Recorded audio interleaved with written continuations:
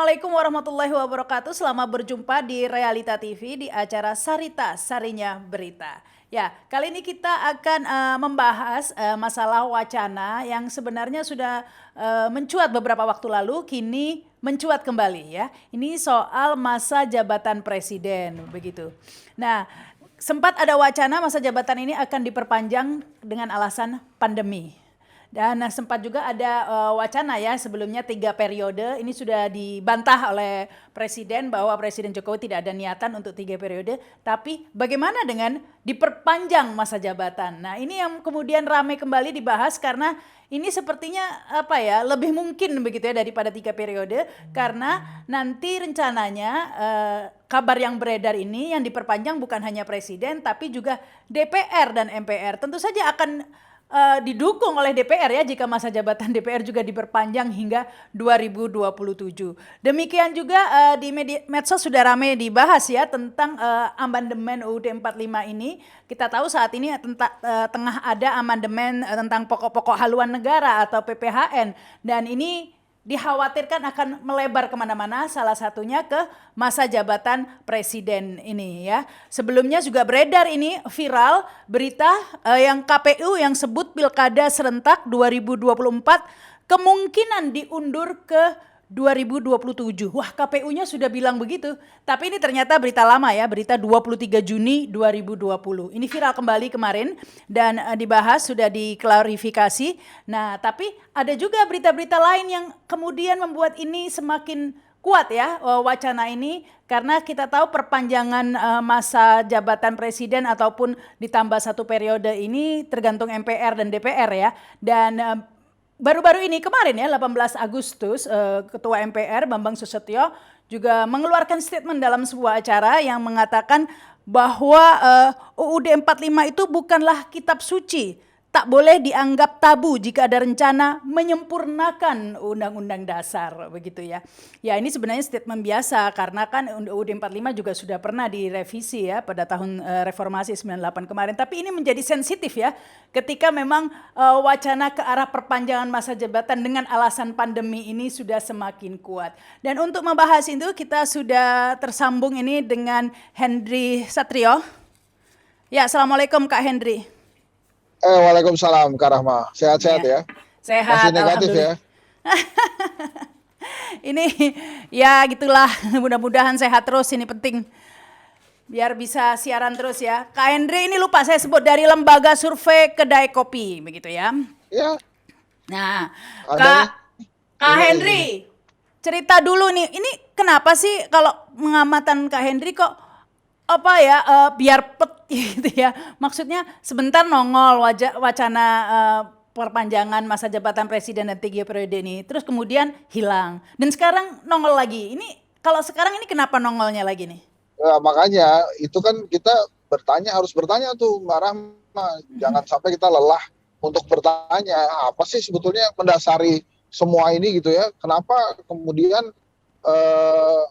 wacana ini terus muncul terus kemudian polemik, dibantah, masyarakat nggak suka, presiden nggak mau, reda lagi, terus kemudian muncul lagi gitu. Bahkan pada saat isu periode 3 presiden ini, saya juga sudah bisa memprediksi itu nanti, wah ini pasti ada tambahan ayat force major nih untuk bukan pasti ya, ada keinginan untuk menambah ayat force major supaya masa jabatan presiden tuh ditambah kan.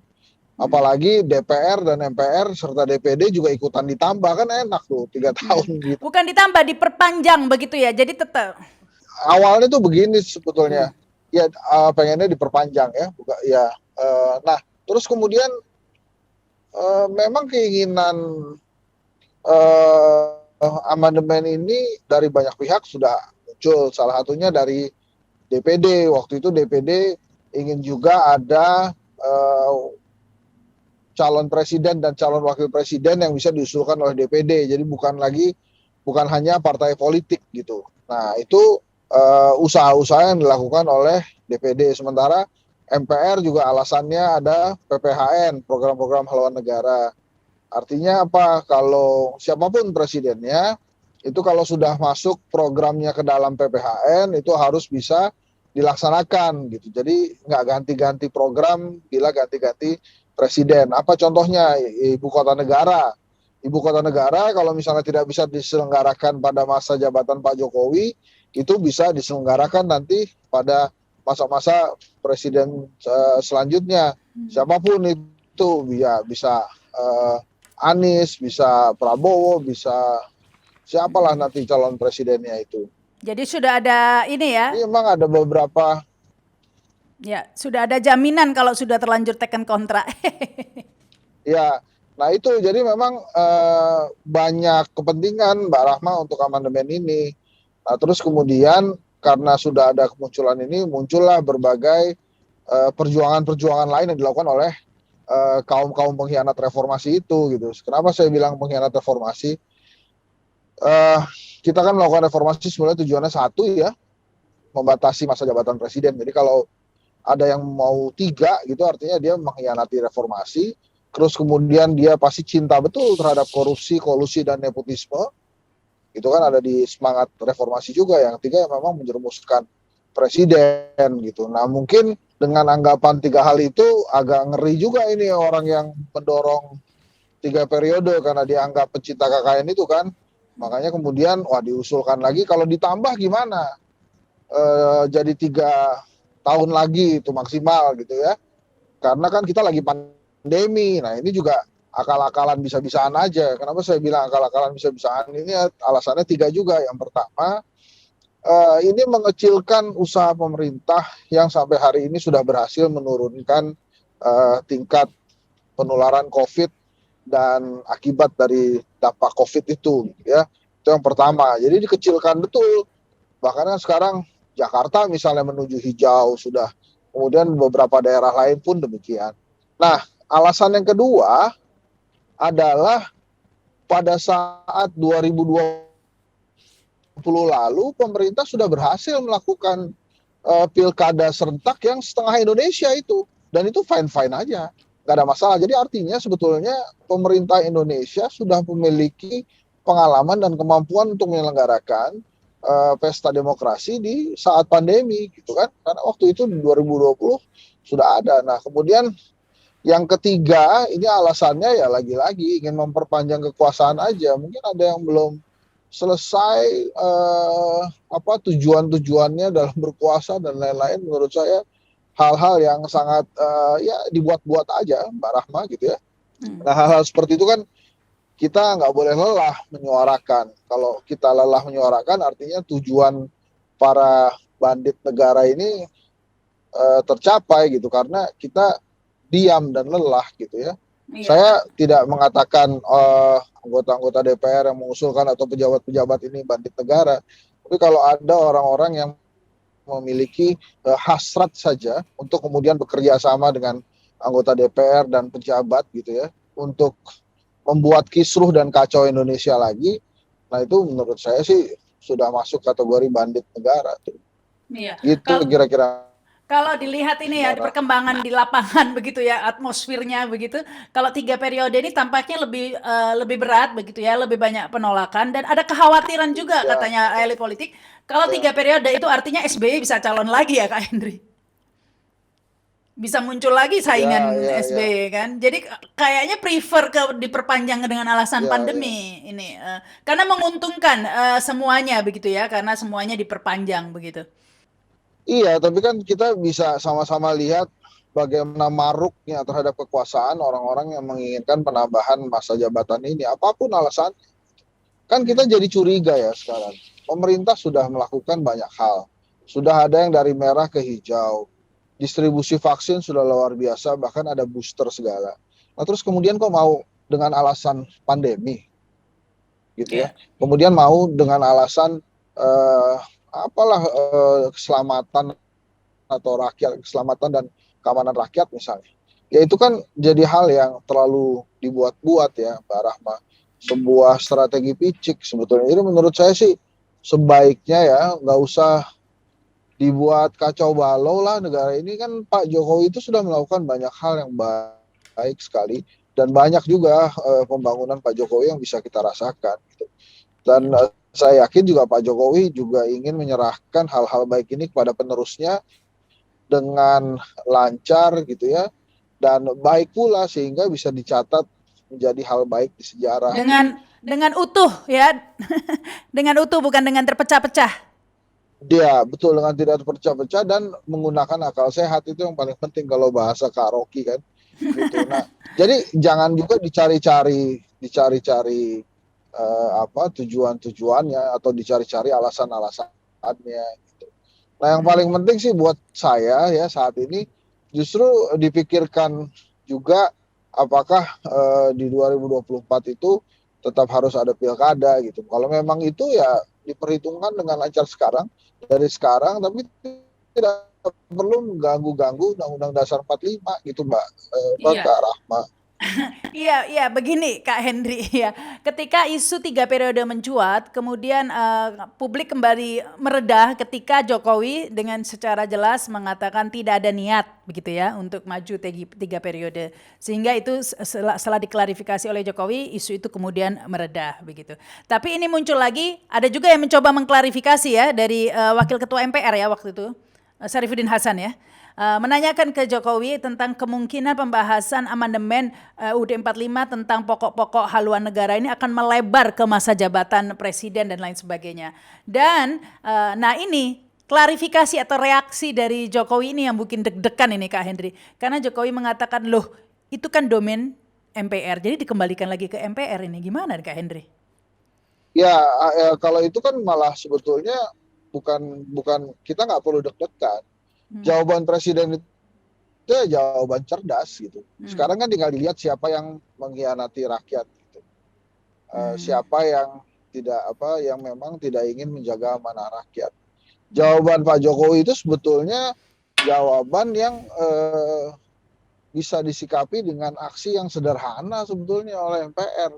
Mereka ini kan orang-orang cerdas ya, atau DPR, DPD ini pastinya kan kalau didorong pilih mana, pilih rakyat atau pilih keinginan pribadi, pasti mereka semua saya memilih keinginan rakyat, pasti kan gitu kan, nggak mungkin ada yang berani belagu ngomong saya pilih keinginan pribadi. Nah makanya sebetulnya omongan Pak Jokowi ini walaupun bikin deg-degan Kak Rahma harusnya disikapi dengan sederhana. Nggak bisa Pak aturannya di dalam Undang-Undang Dasar 45 nggak bisa, dan terus kemudian kan sekarang memang kondisi kita sudah baik gitu ya, jadi ya kita konsentrasi lah ke penanggulangan COVID ini Pak, kan bisa begitu juga. Yang bikin Tapi deg-degan jangan kemudian ya, yang bikin deg-degan Kak Hendri, yang bikin deg-degan karena kalau yang 3 periode itu kan Jokowi sudah jelas menolak begitu, membantah begitu. Yang ini itu tidak ada kata tidak setuju begitu, tidak ada, malah mengembalikan itu kepada MPR. Sementara MPR sendiri juga tidak memberi statement yang jelas bahwa tidak akan atau jaminan tidak akan memperpanjang. Jadi inilah yang membuat deg-degan tadi itu. ya makanya kita suarakan aja karena Pak Jokowi ini kan mendengarkan suara rakyat ya. Kalau nanti makin lama makin banyak yang menolak, coba deh, dia pasti akan ngomong saya nggak perlulah diperpanjang gantian, pasti dia akan ngomong gitu. Dia ngikutin rakyat kok. Tapi selama rakyat itu adem ayem aja, nggak ada yang merasakan keberatan atau menanyakan keberatan, itu pasti bablas aja lah. Itu cipta kerja banyak yang menolak aja bablas kok terus. Nah, ya Gimana itu kalau cuma dia. diem-diem aja? Jadi artinya Sudah demo aja bablas kok. ya makanya, tapi kan kita nggak boleh lelah gitu ya. Kita harus menyampaikan hal itu karena kan ini berbeda domainnya gitu ya, berbeda permasalahannya. Karena penolakan itu Kak Hendri sudah dikemukakan di dalam ketika mencuat beberapa waktu yang lalu dan kemudian sudah dibantah dan meredam. Kirain sudah mati wacana itu. Nyawanya 9, muncul lagi wacana perpanjangan jabatan ini. Nah, khawatirnya ditolak muncul lagi gitu. Ya, ya. Ya karena memang ada kepentingan besar juga mungkin ya yang menginginkan Pak Jokowi ditambah. Saya salah satu berbagai alasan yang diungkapkan itu menurut saya bisa dibantah dengan ilmiah dan dengan mudah gitu. 3 periode maupun penambahan masa jabatan itu gitu Bisa. loh. Jadi ya waktu tahun 2020 juga lagi gawat-gawatnya, cuek-cuek aja tuh. Apa gara-gara karena ada beberapa orang dekat presiden yang mencalonkan, kan saya juga nggak tahu. Tapi kan yang jelas 2020 kemarin itu bisa jadi jurisprudensi bagus bahwa sebetulnya kita bisa melakukan banyak hal di era pandemi, terutama bila kita semua sudah divaksin gitu, Mbak Rahma. Ya apalagi ada kemajuan vaksin ini ya. Tapi lepas daripada itu, lepas dari alasan-alasan yang masuk akal tadi, kadang-kadang yang masuk akal itu tidak perlu alasan juga kadang-kadang untuk melakukan sesuatu yang tidak masuk akal. Kadang-kadang nggak butuh alasan juga kita kan. Nah inilah yang dikhawatirkan nanti ya, karena secara hitung-hitungan DPR, MPR itu bisa loh melakukan ini mengingat oligarki kekuasaan ya, mayoritas sangat kuat. Jadi ini bukan tidak mungkin ya Kak Hendri? Oh ya, bukannya tidak mungkin gitu. Tapi kita harus kemana lagi kita mengadu kecuali kepada wakil-wakil rakyat, dan ya pasti kalau dengan Allah ya pasti kan minimal 5 kali sehari kita. Tapi kan ini urusan dunia yang harusnya ya kita hanya bisa berharap kepada wakil-wakil rakyat kita gitu. Kalau wakil-wakil rakyat kita berkhianat gimana? Ya itu pertanyaannya gimana? Ya nggak usah kaget ya, memang jangan-jangan mereka memang sudah bersiap untuk berkhianat dari dulu. Ya nggak usah dipilih lagi lah. Dan kemudian saya nggak meminta rakyat melakukan perlawanan secara kasar, tapi minimal suara-suara seperti yang kita lakukan ini, Mbak Rahma, penolakan-penolakan secara ilmiah, secara intelektual seperti ini kita tetap harus suarakan, sehingga minimal para wakil rakyat ini juga tahu bahwa tolonglah jangan rusak lagi negara ini dengan hal-hal yang menurut saya bisa dibantahkan gitu. Lebih baik konsentrasi deh, bantu masyarakat, bantu pemerintah untuk menyelesaikan COVID-19 ini dengan segera. Sehingga apa? Sehingga nanti kalau sudah selesai, pembangunan ini bisa dilakukan, pembangunan kita bisa dilaksanakan dengan baik dan terus gitu. Jadi sekarang ini mendingan fokus deh untuk menyelesaikan COVID daripada berpikiran bagaimana caranya menjadi penguasa 3 tahun tambahan gitu loh. Saya sih sampai hari ini ya Mbak Rahma ya, sampai hari ini saya yakin Pak Jokowi juga nggak mau nambah 3 tahun itu. Mau apa? Yang mau diharapkan dari Pak Jokowi apa? Dicatat sebagai presiden yang pertama neko-neko gitu. Begini loh maksud saya, Pak Jokowi kan juga jadi presiden karena semangat reformasi ya. Semangat 5 tahun kali 2 itu. Kita mungkin nggak akan pernah kenal seorang Jokowi kalau Jadi akhirnya ini agak terputus, jadi mungkin ya. Jadi akhirnya bisa-bisa semangat reformasi pembatasan 2 periode itu hanya berlaku untuk beberapa presiden saja ya. Dan akhirnya berakhir di ujung Jokowi. Tentunya kita tidak keinginan seperti itu. Apalagi demokrasi kita ini iklimnya selalu dinilai menurun ya oleh berbagai lembaga. Nah ini tampaknya tidak berpengaruh ya bagi pemerintahan maupun DPR MPR. Ya apa sih pengaruhnya buat mereka Mbak begini-beginian. Tapi kan seenggaknya itu bisa menjadi catatan gitu loh. Bisa jadi catatan terus-terusan oleh kita semua. Makanya tadi saya katakan kita ini nggak boleh lelah, nggak boleh capek untuk menjaga frame pemerintahan yang baik dan benar ini terus-menerus gitu. Karena kalau kita capek, kita lelah, dan kemudian kita bosen untuk menjaga ini, ya para oligarki itu akan dengan senangnya menguasai Indonesia gitu. Kayak misalnya ada salah satu pendukung 3 periode bilang, siapa yang mau gantiin Pak Jokowi? Nggak ada lagi yang sebagus Pak Jokowi. Jangan begitu dong. Emang waktu Pak SBY mau selesai itu kita pernah juga kan kita berpikiran siapa yang mau gantiin Pak SBY ya? Pak SBY ini udah bagus banget, gak ada lagi yang bisa gantiin Pak SBY. Dan akhirnya kan kita percaya kepada Pak Jokowi gitu. Iya. Nanti pun juga sama kan, dia kasihlah kesempatan sama pemimpin bangsa lainnya gitu. Saya yakin banyak kok yang bisa minimal meniru apa yang dilakukan Pak Jokowi, bisa lah bangun tol, bangun bendungan dan lain-lain itu. Ya mengingat apalagi bangun ibu kota baru ya. Ya minimal ini bentuknya kelompok ya yang dibentuk oleh Kodari kan itu ya untuk dia bentuk apa itu untuk mempromosikan 3 periode itu belum. Saya.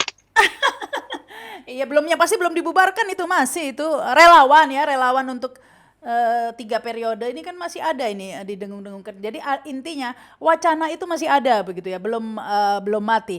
Ya tugas kita ya sekarang ini ya untuk terus meredam ya wacana yang bisa meruntuhkan demokrasi, yang merusak reformasi ya dan bisa menimbulkan kegaduhan dan kerusuhan di Bumi Pertiwi begitu ya. Terima kasih nih Kak Henry sudah Sama-sama bergabung. Iya. Kak Rahmat, terima kasih banyak.